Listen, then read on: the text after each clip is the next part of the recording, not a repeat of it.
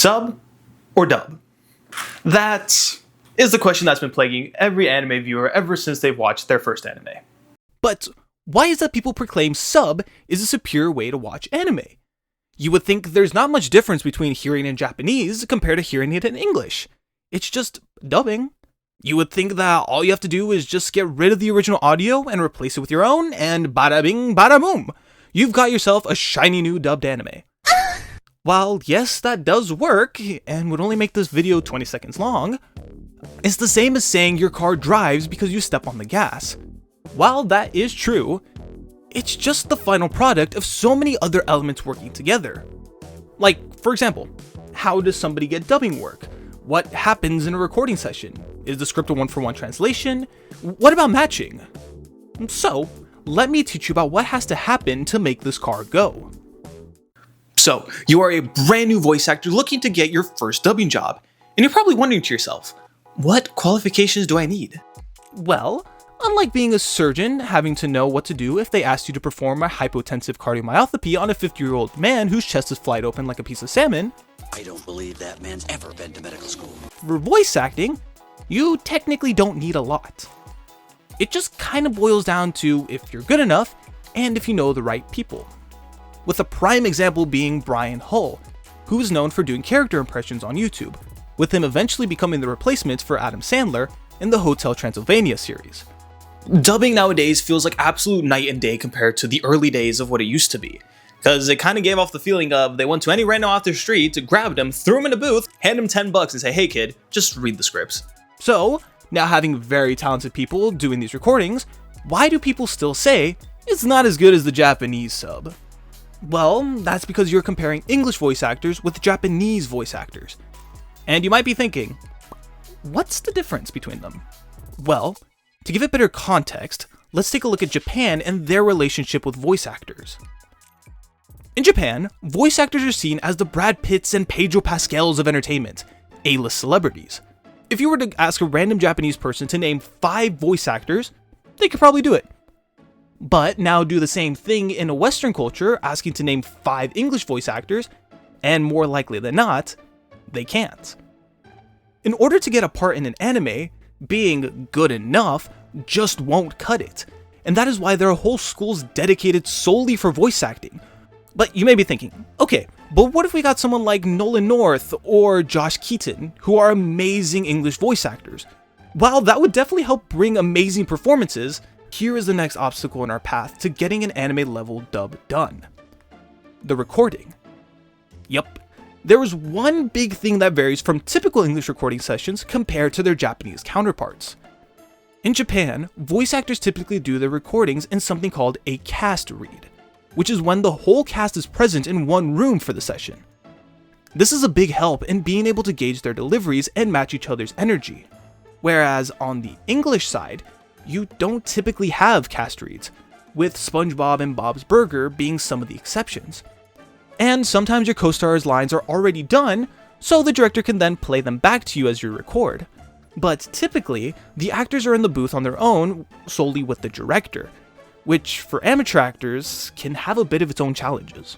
Hey, so the brand new script is on the podium right there, so if you could take a look. Okay, perfect. All right, and just as a heads up, Arthur still hasn't come in to record his voice lines yet, so I'll feed you his lines so you can get an idea on pacing. All right, sweet. And we're recording. How could you set the kingdom ablaze? To your home. To all these people who love you, their prince. Love? What do you or this kingdom know about love? And you do? Do you think Elizabeth would love you if she knew what became of you? Don't you dare say her name! You haven't the right! You think burning her home to the ground is something you do for love? You mean the home that turned their backs on her, letting her die to those savages like a wild beast, closing the gates behind her. I know she was a peasant, but she still was my love. Okay, cut. Yeah, I'm gonna need more emotion from you. The delivery feels it's just a little too flat, okay? So now let's say we have an amazing talent pool of VAs for the dub, and they're all recording together in a cast read. Then once we put all those amazing elements together, you're probably thinking, we're gonna have a spectacular dub now, aren't we? There is just one itsy wincy tiny little thing that doesn't help. Flap matching. So while dubbing artists have the animation to use as reference for their scenes, here's the thing. The animators have to animate the characters' lips to match what they are saying. But the only problem is, the characters are speaking Japanese, not English. This can limit the delivery for the actors, as instead of having to only worry solely about the line delivery, there's the added element of making sure the timing fits to the lip flaps. Like this example in Ghost Stories.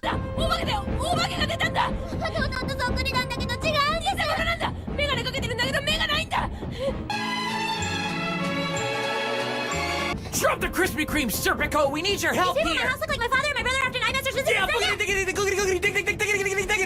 But one thing that does help is the editors can slide the audio around to help match the lines up if they're slightly off.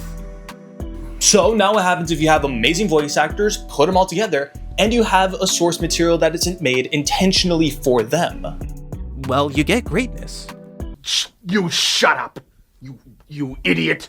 Sheriff, this is no time to panic. No! You can't leave home and come back expecting us to fall in line again, like your little soldiers. Hey, I was training to be a better leader for you. Why do you hate me for that? And whoever said I wanted to be led? We have amazing voice actors doing phenomenal jobs. I'm just wanting to shine the light on the difficulties of what it takes to dub an anime, and educating people who may not know. And the one thing that I find funny is the people who proclaim sub is superior are probably the same people who learned about anime through things like Toonami or 4Kids, where all the series were dubbed. Heck, I watched dub anime before I even knew what anime really was. I think the only thing that really matters is, are the actors moving the audience? Wait. Please don't go. Pester me for Connolly's again. Call me out of nowhere to kill time. I don't care if I'm just friend A. Don't go. Please. Please, Cody. Don't leave me behind. So even though I bring up these roadblocks into saying why dubbing is very hard to do in anime, the one thing you really have to keep in mind as well is the people doing the dubbing are professionals. They've put in days, hours, years in order to master their craft. And even though I mention all these roadblocks, to them, it just seems like the normal thing that you gotta get done. And it only seems daunting to amateur voice actors like myself, where I only get paid $10 per job and they're the ones that make the big bucks. So it's kind of like, makes sense why they don't see it as much. And they're still able to put on amazing performances that still dazzle us to this day. I just want to give a big thanks to Brad Abril for giving me some insight into the VA world. So please, go support him and his morning radio talk show. If you'll excuse me, I actually was gonna watch anime, but I'm gonna go instead and listen to Japanese music. And if you want recommendations, I actually have a late night Japanese radio station on my Instagram. So you can follow me there, and almost nightly, I bring you a variety of music from Japan.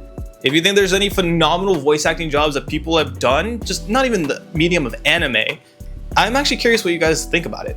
So, throw in the comments down below. I'm trying my hardest not to hurt. But anyways, thank you ladies and gentlemen for boarding this edition of the Messy Express. I've been your conductor, Brandon, and how do I do my outro again? Thank you ladies and gentlemen for boarding this edition of the Messy Express. I've been your conductor, Brandon, and we've arrived at our final destination. So please, don't forget your belongings, don't forget to like, comment, subscribe, and hit that bell so you can stay up to date the next time this train leaves the station. And above all else, I hope you have a good day. Bye-bye.